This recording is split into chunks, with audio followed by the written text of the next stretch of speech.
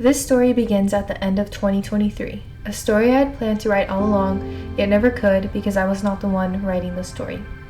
Suffering, the state of undergoing pain, distress, or hardship. For months, I had been suffering in silence. Despite everything being seemingly fine, internally I was facing a battle. The question I had been trying to answer was, why was I suffering? I had been seeking the Lord, yet why did I battle with depression and anxiety? I had sought community, yet why was I left feeling so alone? I had gone to church, but why did it only seem to worsen? I started to think, why even pursue God, holiness, and community if I'm just going to suffer? So I stopped.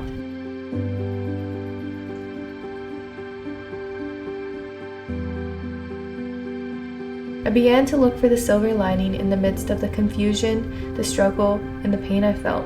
I started to film, searching for a sense of comfort, joy, and meaning. Yet still inside, I knew something was missing. I knew that I didn't have the answer that I was searching for. But the Lord wasn't done with me. Just because I had walked away, He had not given up on me. And after many months, more trials, a new church, and reading the Word, I came across a story of the prodigal son. Jesus in Luke chapter 15 tells a story about a man who had two sons. The younger of the sons asked his father for the share of his property, and so the father had split his possessions between the two sons. The younger son then went away and spent all his possessions on whatever he wanted, but a famine came to his country, and he was now in need. As he worked, his hunger ran deep, and he began to long for the food the pigs he fed ate, but received none. He then remembers that even his father's servants have more than enough, and vowed to go home, not as a son, but as a servant. However, as he was returning home, his father saw him, felt compassion, and ran to embrace him. Immediately he clothed him in the best robe, put a ring on his finger, and killed the fattened calf to celebrate.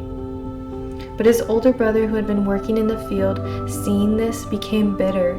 He exclaimed to his father, "Look, these many years I have served you, and I have never disobeyed your command, yet you never gave me a young goat, that I might celebrate with my friends." And his father turns to him and says, "Son, you are always with me, and all that is mine is yours.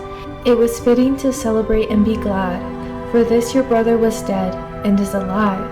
He was lost and is found." The Lord had shown me that I was the son in the field, but I had become like the prodigal son trying to find my own way.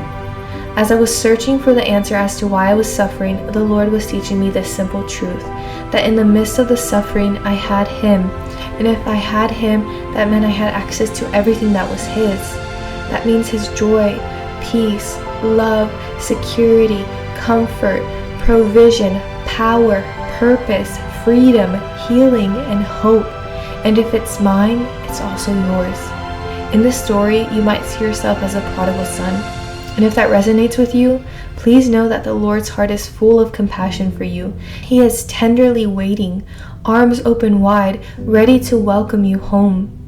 Or you may be like me, in the midst of the storm, the desert, the battle, the suffering, whatever it may be, and all you need to hear is, "Son, daughter, you are always with me, and all that is mine is yours."